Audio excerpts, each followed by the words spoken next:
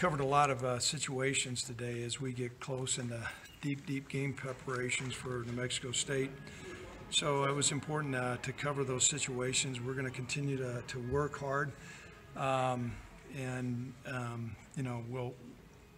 think we're going to have all our guys back at 100%. So we're excited about that. So questions.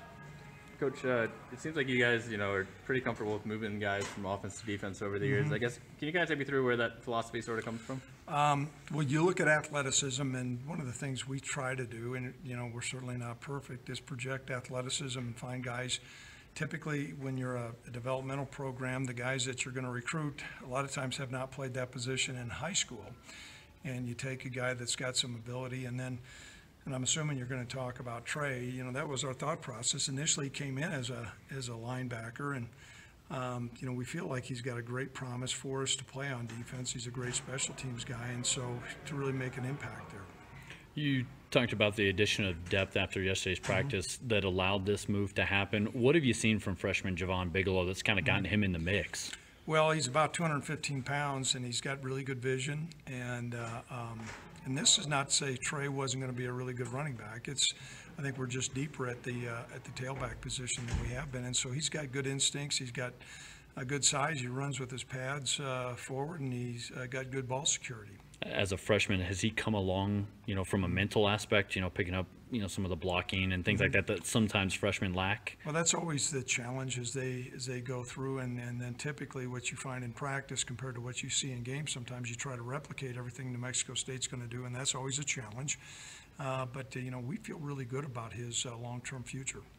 I know you said yesterday there's about 4 guys who are kind of in the mix there at running back. Is there sort of a hierarchy set up yet where who's kind of the lead guy? I think right now Nico Evans is going to be our starter, and we're excited about that. We're going to release a depth chart as we get closer into game week, but I'd say Nico's our top guy.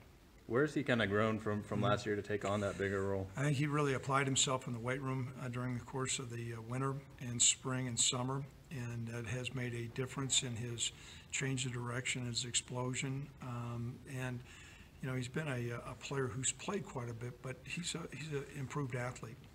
You talked about earlier in camp maybe the one decision being at cornerback. What have you seen from C.J. Colden that you feel like as a redshirt freshman has allowed him to kind of elevate towards a starting role?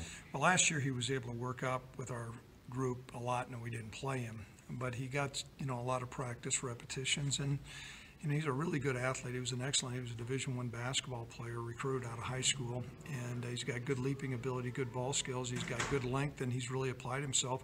Coach Richardson done a good job with him. He runs the field well. I think he's got a really bright future. Does he remind you of anybody that's kind of come in the last couple of years, maybe a Tyler Hall or somebody along those lines a little bit? Different type of player than Tyler. I would say because of his length, no, I think he's pretty unique. I know seen a lot of good things from Jelani. Are he and Keon kind of competing for that third cornerback spot? There are different things that they do. Yeah. Certainly Keon has had a great spring and summer, and more than steady Eddie. Jelani has really shown some great athleticism as well, and that's typically a corner. If you're a young player and you've got some good skill sets with your athleticism, you can get on the field closer. We've talked about a lot of offense and defense. Where do you feel you're at special teams wise in all phases, whether it's kickoff coverage, kickoff return, punt coverage, things like that? We're deeper than we ever have been, and I think that's an indication of our program being here 5 years. We've got better athleticism. You've got more guys that fit that mold for team guys. Now, certainly we need to improve our punting and, kicking, I think can still improve, but the coverage guys and the return units, Tyler Hall is a dynamic kickoff returner. And so we've improved. I think Austin Conway is going to be an excellent punt returner. And so that's a big portion of the game.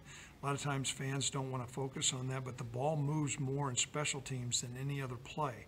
And nothing affects scoring more than field position, and nothing affects field position more than special teams. Is there something that you've kind of emphasized punting game-wise to try and maybe flip the field a little bit more if you're not going the way you want to offensively? Well, first of all, I think moving the ball and field position for our defense is going to be critical. And Tim and I have spent a great deal of time during this fall camp working, trying to refine his punting stroke. And I think he has. He's certainly improved. And then our coverage units are going to be better.